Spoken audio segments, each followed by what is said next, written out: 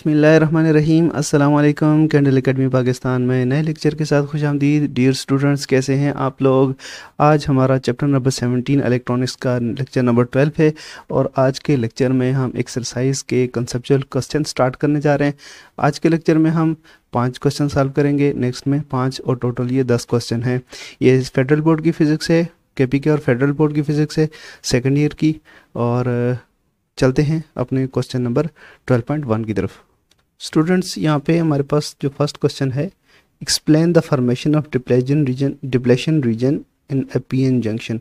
PN junction के अंदर depletion region बन जाता है, जिसके बाद करंट जो है फ्लो होना स्टॉप हो जाता है अगर हम पीएन जंक्शन की रिवर्स बायसिंग करें।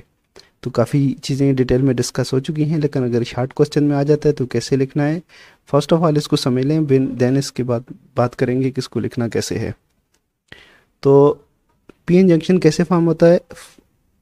एक अगर आपके पास इंट्रिंसिक सेमीकंडक्टर हो, उसका आधा पार्ट पे अगर आप पेंटावेलेंट इम्प्योरिटीज़ की डोपिंग करें जिसके बाद ये एन टाइप मटीरियल बन जाएगा, और दूसरे हाफ पार्ट के ऊपर आप ट्राईवेलेंट इम्प्योरिटीज़ की डोपिंग कर दें जिसके बाद ये पी टाइप मटीरियल बन जाएगा।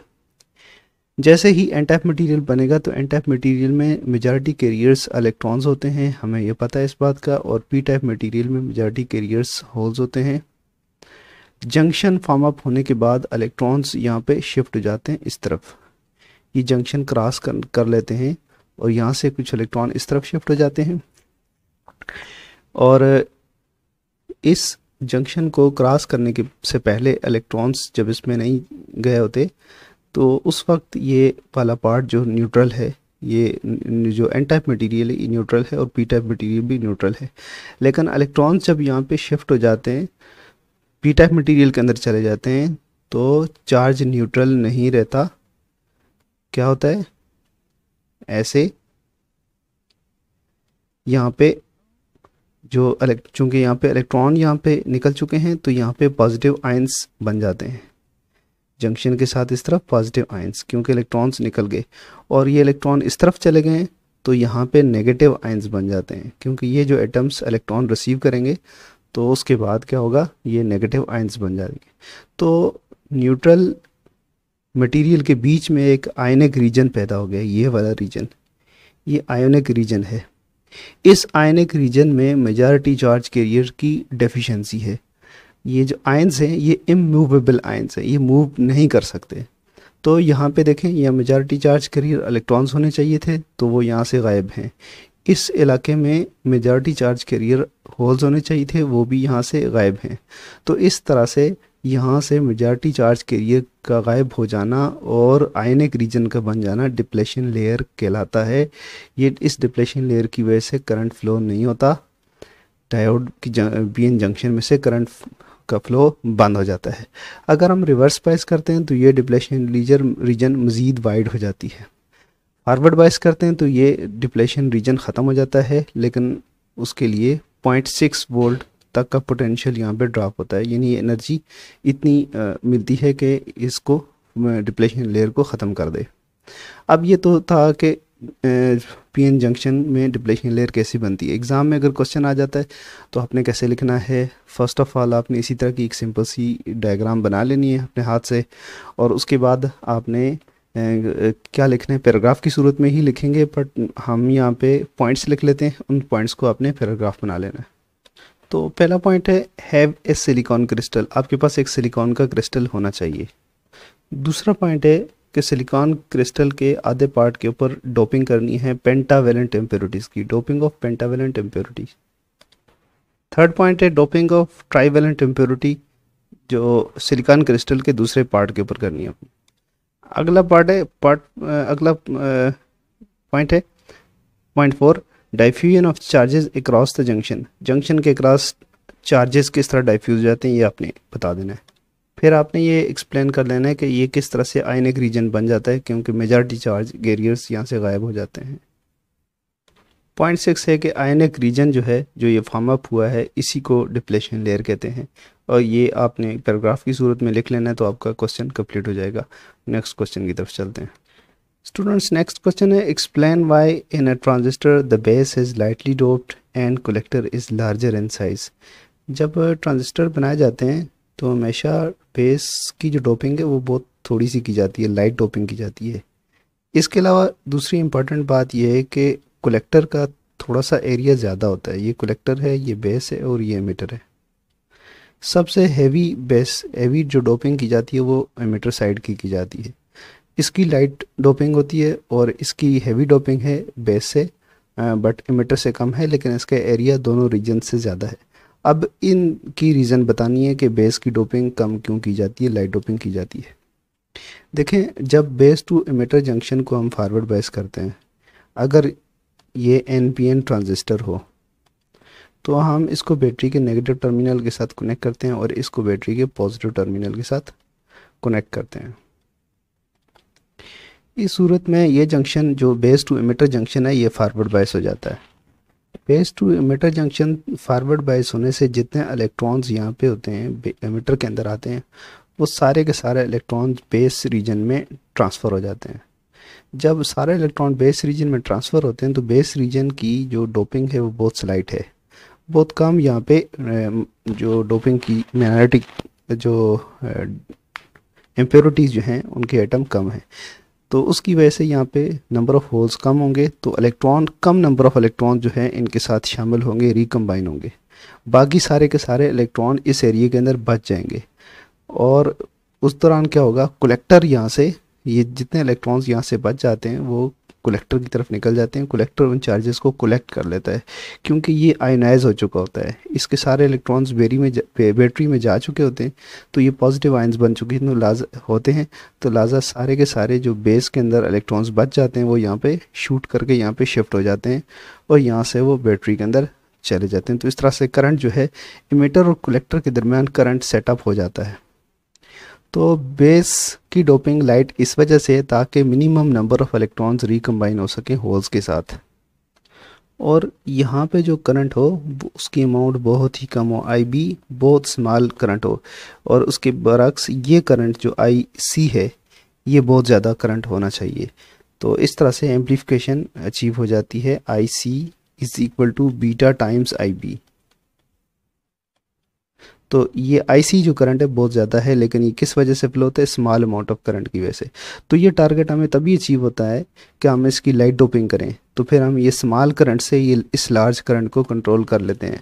अगर इस स्मॉल करंट को स्टॉप कर दें तो ये लार्ज करंट भी स्टॉप हो जाएगा, और इसको थोड़ा सा बढ़ा दें तो ये बहुत ज़्यादा बढ़ जाता है। तो ये स्मॉल करंट और ये लार्ज करंट यानी आईबी और आईसी दोनों एक दूसरे के डायरेक्टली प्रोपोर्शनल हो जाते हैं। जितना हम आईबी बढ़ाते हैं इतना आईसी बढ़ जाता है। तो एक ये इसकी रीज़न है बेस की स्लाइड डोपिंग की। दूसरा क्वेश्चन ये था कि कलेक्टर की जो एरिया है उसको ज़्यादा क्यों रखा जाता है। देखें, कलेक्टर के यहाँ पे काम क्या है, चार्जेस को कलेक्ट करना बेस से, और जैसे चार्जेस जो हैं बेस से निकल कर कलेक्टर में आते हैं तो यहाँ रिकम्बाइन होते हैं। यहाँ पे चार्जेस जब यहाँ पे फ्लो करते हैं इस रीजन के अंदर तो यहाँ पे हीट प्रोड्यूस होती है। अगर इस एरिया को कम रखा जाए तो कम एरिया के अंदर ये हीट प्रोड्यूस होगी, तो ट्रांजिस्टर के जलने का ख़तरा होता है। इसलिए इसका एरिया बढ़ा दिया जाता है ताकि ये हीट जो है लार्ज एरिया के ऊपर डिस्ट्रीब्यूट हो जाए और ट्रांजिस्टर जलने से बच जाए during operation, normal operation. Loading तो एक्सेप्शनल केस है कि जब ज़रूरत से ज़्यादा आप करंट ड्रा करते हैं तो वैसे ही ट्रांजिस्टर्स बर्न आउट हो जाते हैं, बट नॉर्मल फंक्शन में इतने बड़े एरिया के ऊपर हीट डिस्ट्रीब्यूट हो जाती है तो ये नॉर्मल ऑपरेशन में जलेगा नहीं ट्रांजिस्टर आपका। चलते हैं नेक्स्ट क्वेश्चन की तरफ। स्टूडेंट्स, नेक्स्ट क्वेश्चन भी तकरीबन उसी तरह का है, सिर्फ अल्फाज का हेर फेर है। Explain why base current is weak as compare to collector current. तो इसका वही जवाब बनता है जो हम ऑलमोस्ट दे चुके हैं। हम जब डोपिंग करते हैं तो बेस की स्लाइड डोपिंग की जाती है। कलेक्टर जो है, इमिटर जो है हैवी डोप्ड होता है, हैवी डोप्ड। इसकी बेस की जो डोपिंग है वो स्लाइड डोपिंग की जाती है।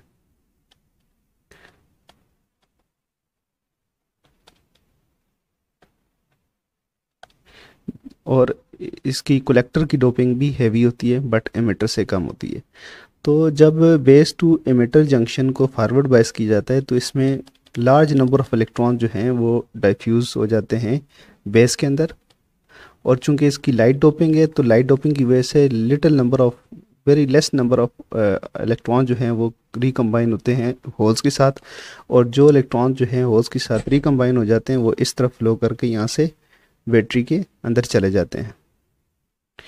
तो इलेक्ट्रॉन्स यहाँ से बैटरी के इस तरह से पॉजिटिव टर्मिनल के साथ कनेक्टेड है और ये नेगेटिव टर्मिनल के साथ। तो इलेक्ट्रॉन्स क्यों बेस करंट IB जो है कम होता है, इसीलिए बेस करंट IB जो है कम होता है क्योंकि बेस की जो डोपिंग है वो बहुत स्लाइड डोपिंग की जाती है और लार्ज नंबर ऑफ इलेक्ट्रॉन इसके अंदर मौजूद होते हैं, और ये जो कम इलेक्ट्रॉन जो हैं वो रिकम्बाइन होते हैं तो कम करंट फ्लो होता है बेस से, बेस करंट जो है वो कम होगा। जबकि कलेक्टर की हैवी डोपिंग की जाती है और उसको पॉजिटिव टर्मिनल के साथ कनेक्ट कर दी जाता है तो उसमें से ऑलमोस्ट इलेक्ट्रॉन निकल कर बैटरी के अंदर जा चुके हैं होते हैं, तो ये बनता है सारे का सारा पॉजिटिव आयंस बन जाते हैं। तो जितने इलेक्ट्रॉन यहाँ पे बचे होते हैं वो सारे के सारे इलेक्ट्रॉन्स यहाँ पे शिफ्ट हो जाते हैं। तो IC जो करंट होता है वो IB से बहुत ज़्यादा होता है क्योंकि लार्ज नंबर ऑफ इलेक्ट्रॉन 99% जो इलेक्ट्रॉन्स हैं वो कलेक्टर की तरफ शिफ्ट हो जाते हैं, सिर्फ ओनली 1% इलेक्ट्रॉन जो हैं वो रिकम्बाइन होते हैं, और इस वजह से बेस करंट कम होता है as compare to collector current. Students next question है, why emitter based junction is forward biased and collector based junction is reverse biased। तो सबसे पहले हम ड्रॉ कर लेते हैं एक ट्रांजिस्टर जो कि NPN ट्रांजिस्टर है। ये कलेक्टर, ये बेस, ये एमिटर, ये N रीजन P और फिर N negative reason NPN transistor आप कहोगे। तो ट्रांजिस्टर जो है 2 लेयर डिवाइस है, 3 रीजन्स एंड 2 लेयर डिवाइस है। तो 2 जंक्शन इसके अंदर होते हैं, एक कलेक्टर बेस जंक्शन और एक बेस टू एमिटर जंक्शन। ये 2 जंक्शंस आपके पास मौजूद हैं। सवाल ये है कि बेस टू एमिटर जंक्शन को, इस वाले जंक्शन को फॉरवर्ड बायस क्यों किया जाता है? फॉरवर्ड बायस किया जाता है, और इस जंक्शन को जो कि बेस टू कलेक्टर जंक्शन है इसको रिवर्स बायस क्यों किया जाता है? सीधा सीधा इसका जवाब तो ये है कि हम चाहते हैं कि बेस में से करंट जो IB करंट है वो बेस करंट कम फ्लो हो, यानी IB बहुत स्मॉल अमाउंट ऑफ करंट हो, और जब इसके नतीजे में जो करंट फ्लो होगा कलेक्टर करंट फ्लो हो, जिसको हम IC कहते हैं, IC करंट, ये बहुत ज़्यादा हो। Collector current IC is much greater than IB। लेकिन ये कलेक्टर करंट इस पे डिपेंड करता होगा। अगर हम IB यानी बेस करंट को ख़त्म कर दें तो कलेक्टर करंट भी ख़त्म हो जाएगा, इसको थोड़ा सा बढ़ा दें ये बहुत बढ़ जाएगा।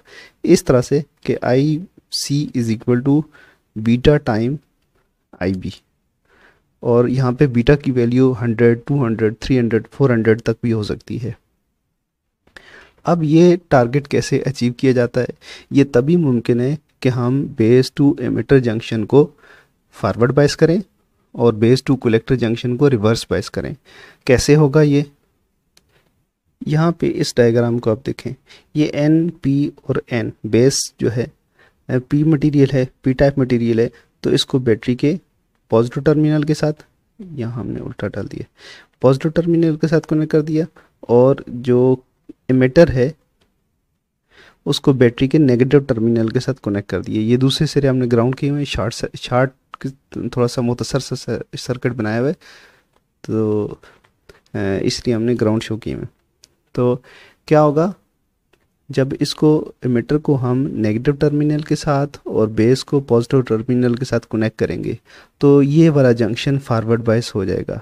जब ये जंक्शन फॉरवर्ड बायस होगा तो लार्ज नंबर ऑफ इलेक्ट्रॉन्स जो हैं यहाँ से डाइफ्यूज़ होकर बेस के अंदर चले जाएंगे। ठीक है जी। और हमने कलेक्टर को जो कि एन टाइप मटेरियल है उसको डायरेक्टली बैटरी के पॉजिटिव टर्मिनल के साथ कनेक्ट किया हुआ है। तो कलेक्टर के अंदर जितने मेजॉरिटी चार्ज कैरियर्स जो इलेक्ट्रॉन्स थे वो सारे के सारे बैटरी के अंदर चले जाते हैं। और बैटरी क्या होती है, कलेक्टर में क्या रह जाता है, पॉजिटिव आयंस। अदरवाइज ये न्यूट्रल था, लेकिन चार्जेस के निकल जाने की वजह से ये पॉजिटिव आयंस बन गए हैं। अब यहाँ पे देखें, बेस का हमने पहले बोला था कि बेस की स्लाइड डोपिंग की जाती है तो लिटिल नंबर ऑफ इलेक्ट्रॉन जो हैं रिकम्बाइन होंगे और आईबी की सूरत में करंट यहाँ से फ्लो होगा इस तरफ। जबकि यहाँ पे चूंकि पॉजिटिव आयंस मौजूद हैं तो ये सारे के सारे इलेक्ट्रॉन जो बेस के अंदर मौजूद हैं ये पॉजिटिव आयन इनको अटैक कर लेंगे और ये एक करंट सेटअप हो जाएगा बेस टू कलेक्टर। तो ये करंट जो है इसको हम कहते हैं आईसी। तो बेस टू एमिटर जंक्शन को फॉरवर्ड बायस करने से इलेक्ट्रॉन्स बेस के अंदर चले जाते हैं और कलेक्टर टू बेस जंक्शन को रिवर्स बायस करने की वजह से जो बेस के अंदर इलेक्ट्रॉन्स हैं वो सारे के सारे कलेक्टर से होते हुए बैटरी के अंदर चले जाते हैं। तो हमें इससे क्या जो मिलता है, फ़ायदा मिलता है कि बेस की तरफ बेस करंट जो होता है IB small amount of current होता है और कलेक्टर जो है large amount of current collector setup हो जाता है, जो कि डिपेंड करता है बेस के ऊपर। और इसका जो बनता है I B is equal to beta time I C. अगला क्वेश्चन है, draw the diagram of NPN and PNP transistors and explain how it works. तो हम सबसे पहले एनपीएन ट्रांजिस्टर की डायग्राम ड्रा कर लेते हैं। एनपीएन ट्रांजिस्टर इस तरह से होगा, ये ट्रांजिस्टर है आपका और ये फर्ज करें अगर ये वाला उसका जो टर्मिनल है ये अगर हो एमिटर तो एन टाइप मटेरियल की तरफ एरो का निशान बनाना है। तो ये हमने कनेक्ट कर देना है बैटरी के नेगेटिव टर्मिनल के साथ, क्योंकि ये एन टाइप मटेरियल है तो बैटरी के नेगेटिव टर्मिनल के साथ कनेक्ट होगा। और ये पी टाइप मटेरियल है, एनपीएन ट्रांजिस्टर है, तो इसको बैटरी के पॉजिटिव टर्मिनल के साथ कनेक्ट कर देंगे।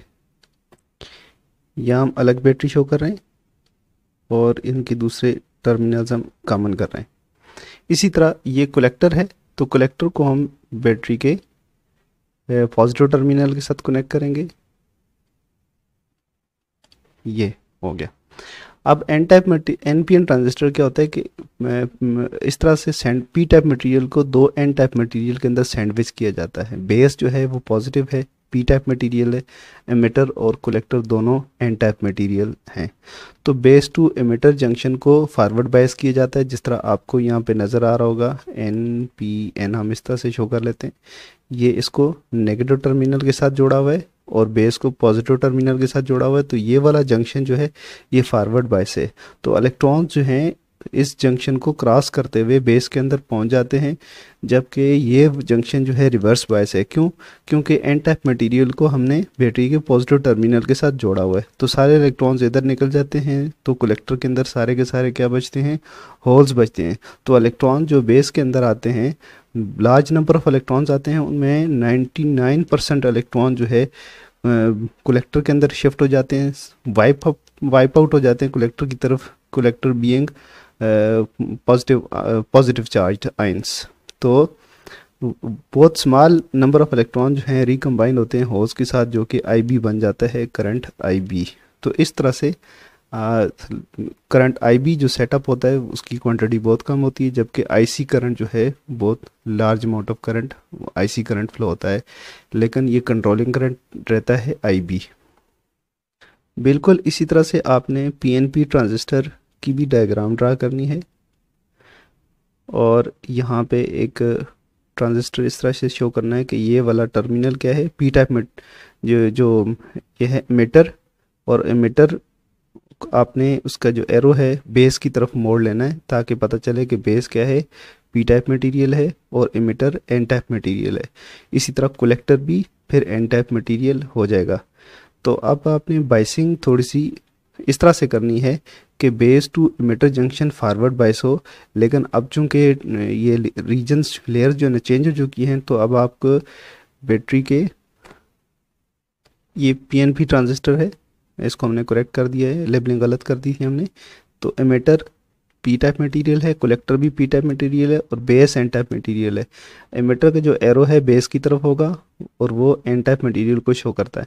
तो अब बायसिंग चेंज करनी है, हमने बेस टू एमिटर जंक्शन को फॉरवर्ड बायस करना है, तो पी टाइप मटेरियल को बैटरी के पॉजिटिव टर्मिनल के साथ जोड़ेंगे। यानी अब एमिटर को पहले हमने मीटर को नेगेटिव टर्मिनल के साथ जोड़ा था, अब पॉजिटिव टर्मिनल के साथ जोड़ेंगे। इसी तरह बेस नेगेटिव है तो इसको बैटरी के नेगेटिव टर्मिनल के साथ जोड़ेंगे, तो ये जंक्शन फॉरवर्ड बायस हो जाएगा। जब ये जंक्शन फॉरवर्ड बायस होगा तो बेस के तो एमिटर के चूँकि एमिटर क्या है उसके अंदर चार्ज कैरियर होल्स हैं, तो लार्ज नंबर ऑफ होल्स जो हैं डाइफ्यूज हो जाते हैं बेस के अंदर, और कुछ जो हैं वो होल जो हैं रिकम्बाइन होते हैं इलेक्ट्रॉन्स के साथ और इस तरफ फ्लो कर देते हैं, जिसको IB करंट कहते हैं। जबकि हम कलेक्टर को जो कि पी टाइप मटेरियल है बैटरी के नेगेटिव टर्मिनल के साथ कनेक्ट कर लेते हैं, और इस कलेक्टर के अंदर मेजॉरिटी चार्ज कैरियर्स होल्स थे, वो सारे के सारे होल्स बैटरी के अंदर शिफ्ट हो जाते हैं, जिसकी वजह से कलेक्टर पॉजिटिव हो जाता है। तो कलेक्टर के पॉजिटिव होने की वजह से, पॉजिटिव आयंस बन जाने की वजह से बेस के अंदर जितने इलेक्ट्रॉन बच जाते हैं, जितने होल्स बच जाते हैं, उनमें से 99% होल्स जो हैं शिफ्ट हो जाते हैं किसकी तरफ, कलेक्टर की तरफ, और यहाँ से ये बैटरी की तरफ मूव कर जाते हैं। तो इस तरह करंट सेट हो जाता है IC due to IB। Students इन क्वेश्चंस को, इनके आंसर्स को गौर से देखें, इन वीडियो को बार बार आप देख सकते हैं, रिप्ले करके देख लें, और ये जो फंक्शंस हैं इनको गौर से समझें, अच्छी तरीके से समझ लें, तो अपने अल्फाज में लिखने की कोशिश करें।